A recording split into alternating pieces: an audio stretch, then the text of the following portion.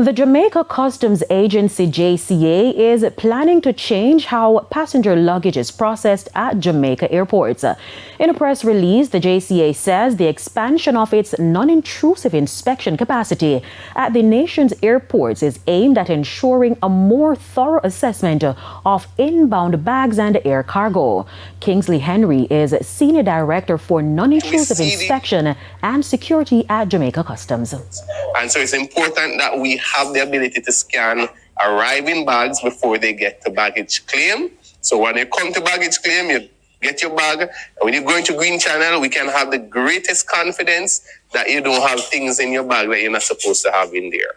When it comes to air cargo, right now our operations are diffused, taking a whole heap of resources.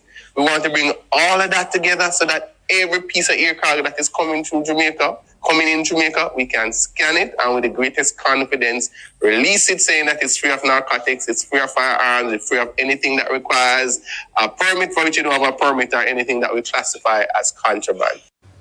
Now, this initiative forms part of Jamaica Customs' broader modernization plan to use technology, intelligence, and risk-based assessments to address emerging threats and strengthen national border security.